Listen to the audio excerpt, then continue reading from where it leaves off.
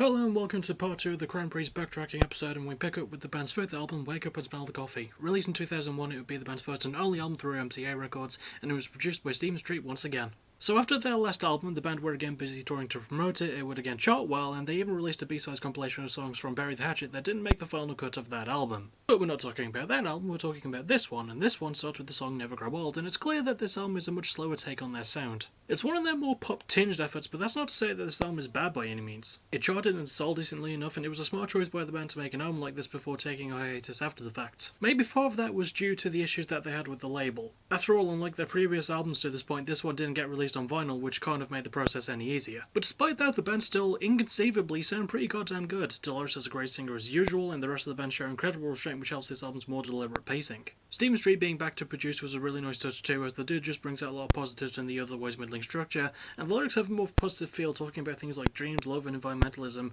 helps out well with the album's tone. My favourite song goes to This Is the Day. Wake Up may have some problems, but they're not the band's fault, and the positive feel and strong production and performances definitely outweigh any minor nitpicks that I might have. It's mostly just because their label were kind of dicks about the whole thing. It's no fault of the band's or the producer at all. Next is the band's sixth album, Roses. Released in 2012, it would come out through a cooking vinyl and be produced by Stephen Street once again. So, as I mentioned earlier, the band would take a break after Wake Up, with pretty much all of them going on solo careers, with Dolores having arguably the most successful one, because that's just how it works, as I sort of mentioned in my No Doubt episode. The band would reform in 2009 after Dolores won a Big Smart Fancy award for a Big Smart Fancy Brain, and they would start easy by basically doing full band versions of Dolores' solo material. They would get to touring and writing not long after that, and a few years later they would release this album. It starts with a 5-minute track titled Conduct, and from the song it's clear that we get, well, not a new Cranberry sound, but sort of an example of what their debut would sound like if it were released this year. I think the only difference is the record label, but that's about it. Anyway, a lot of this album's instrumental work is more folk and acoustic tinge, much like their older material, and you could argue that it's due to Stephen Street just being really good at his job.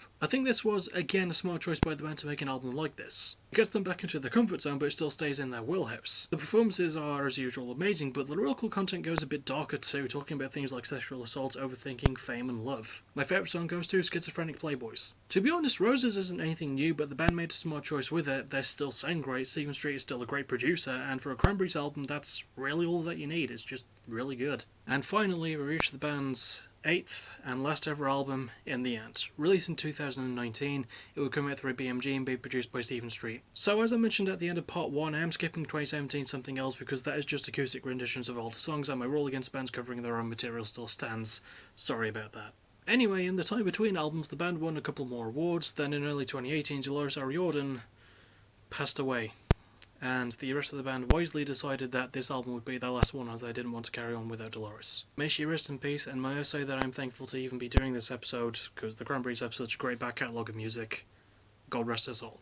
Anyway, this album starts with the song All Over Now, and it's easy to hear that the band went for a more guitar-driven style on this one. It's still the signature Cranberry sound that we've all grown to know and love, and it's again a more restrained slice from the band too.